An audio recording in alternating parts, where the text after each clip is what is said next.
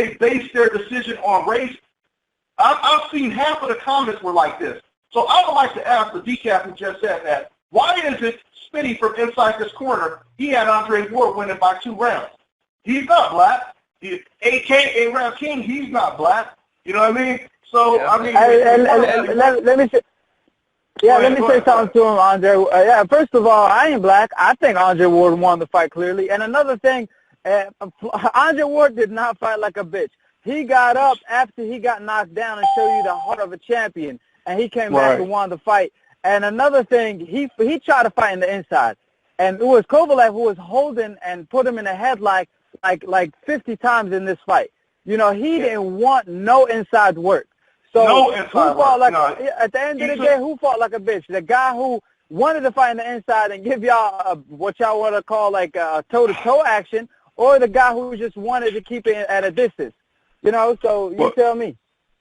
Well, leave it to a person that's never stepped in the ring or boxed to call another fighter a bitch. You know what I'm saying? Like that's just crazy. All the time. And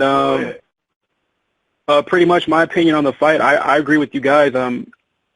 First off, it was a close fight. You can argue either person won the fight. It's based on, you know, what you look for when you're scoring a fight.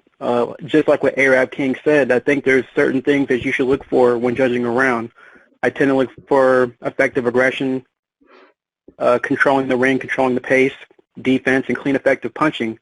I think a lot of people, especially with this Andre Ward fight, they're used to seeing him so much more dominant. So like when we're seeing him in highly competitive rounds, they may have been tricked and they may have thought, oh, well, maybe Kovalev's winning because he's doing better than the other guys. And that's like, no, that's not how you score a fight. You can't do comparative rounds and score a fight like that. I think that's what Floyd suffered against when he fought Castillo the first time. People weren't used to seeing Mayweather struggle. He's so dominant. But because of that, they gave additional rounds, or they scored the fight for Castillo. I think the same thing happened with Kovalev. And, of course, you get the biased commentary from HBO saying that punches are landing, and when in reality they're not. I think in round 11, Jim Lampley said that he gave Kovalev credit for a landed punch that didn't land, so he corrected himself. But the thing is, with Lampley, he's been doing that the past 20 years he's been a broadcaster. I mean, he's the worst play-by-play commentator ever, and it's so bad that you're pushing a certain narrative. You have a certain agenda where you're confusing fans. As a journalist or as a commentator, you're supposed to educate the fans and tell fans what to look for. Your personal opinions and your biases should not be present when you're giving commentary. All it does is confuse the fans, and it's really a detriment to the actual fight, because we had such a great fight featuring 2 truly great fighters. It's really unfortunate. And Kurt, well, matter of fact, let me make sure. E. King, are you on the line? Yeah, man, I'm right here. Okay, I just wanted to make sure you was here, man. Welcome to the party, man. Thank you. I mean, but speaking of Harold Letterman, I want people to understand this. Harold Letterman is the same judge. First of all, Harold Letterman, he sits right next to Jim Lampley and Max Kellerman.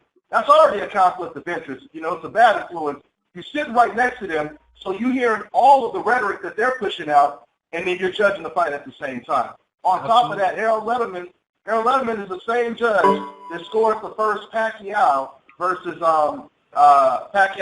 Bradley fight. He scored that fight 11 rounds to 1.